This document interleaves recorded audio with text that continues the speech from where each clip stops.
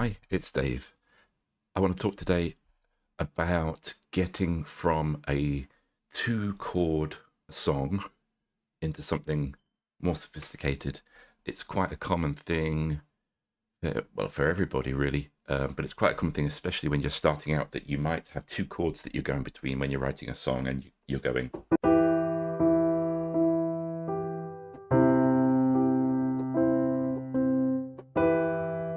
You're going between these two chords. And you might have a melody or something in your head, and you're singing along to it, and you're thinking, oh, this is really nice. And then after a while, you're thinking, it needs to do something, but I don't know how to make it go further or how to make it do something else. So that was E minor to C. So in this example, going from E minor, it's going down a third, C major. One thing that you can do is you can start saying, well, if say I'm in E minor as a key, you can start going up notes or down notes in that scale and find other chords in there. There's a method that I prefer, which is to use the relationships that you've already set up. So we've already got this E minor to C, going down a third, minor to major. We can do that again. So staying within roughly the same key, we've also got A minor that can go down to F. And it's the same kind of thing again. So we could, after this E minor to C, we could do A minor to F. And that would take us to a new place, but it's also doing the same thing. So it will have the same sound, and to the listener, it will sound familiar and it will sound related to the first one that we did. So we can go.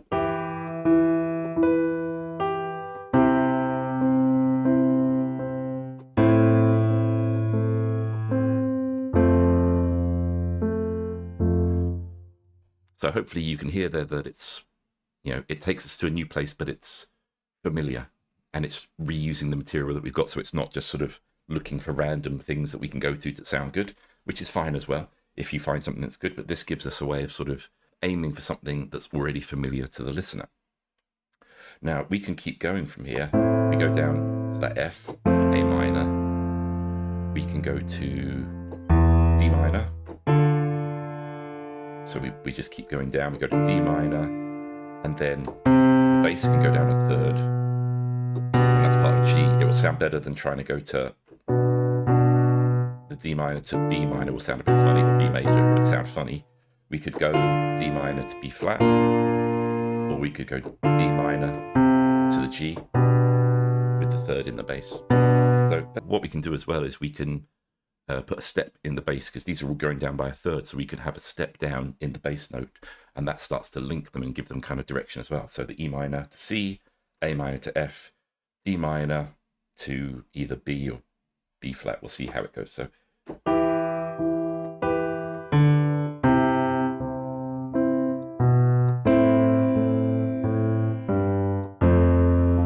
going.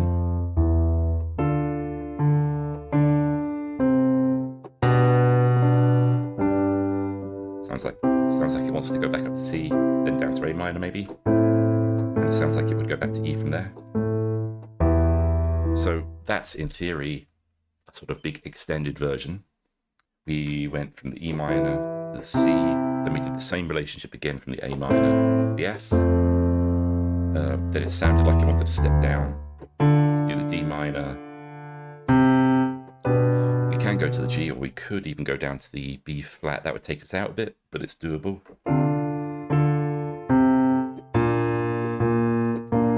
Even to the G after that.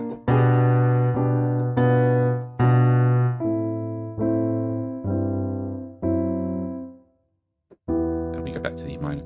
So the B flat is going way outside of the E minor, but we can scooch it around and find something that works. So the main idea here is not so much to worry about keys and staying in the right key, it's to reuse the relationships that we've already set up and the patterns we've already set up. And so that E minor to C sound is what we've set up, and you might have a melody that goes over that sounds good, but you don't know where to take it. So one idea is to go to the A minor, to the F. You could go to the D minor to the B flat after that. But there's other places you could go. I mean, you can start that anywhere, and you can reuse that anywhere. What I find interesting about this is that it can take you outside of the key without thinking, what is the key? what key can I go to? How do I modulate to that key, which is a standard kind of music theory thing. You think, oh, well, if I'm going from E minor to B flat, that's an odd change. And in classical music theory, you would have to find some kind of pivot chord between E minor and B flat, which might be, I don't know, like C or F. But using this method, you don't need to, because you're just reusing patterns and relationships, and the pattern is more important than using the music theory idea. One other thing that you can do here is you could start to have like a little melodic idea over the top of these chords. So you might have something over the E minor, you might have something like that, and then over the C, over the A minor, see how it sounds, over the F,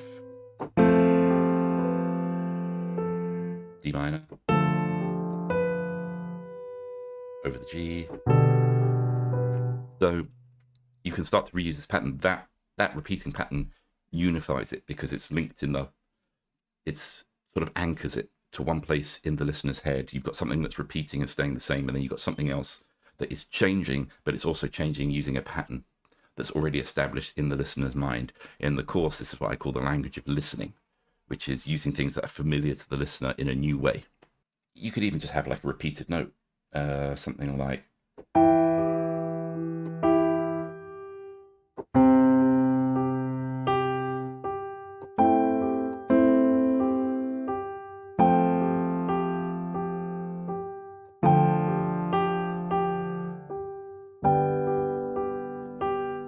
and even that, it just holds everything together, unifies it, while the chords are changing, going all over the place. And one of the things I love about this method is it's very free. I mean, you can take this, minor going down a third to major, and you can reverse it, so it could go from major to minor. You can do the C to the A minor. That's sort of reversing the chords, but it still sounds familiar. It still sounds related to what we were doing before. You could go up a third, so you could start on the A minor,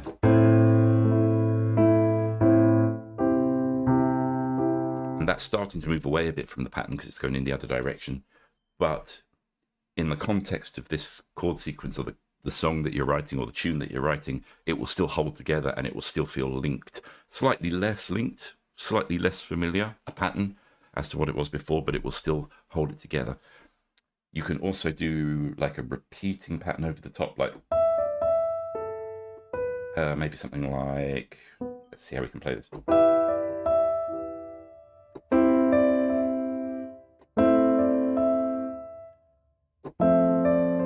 Give a variation there.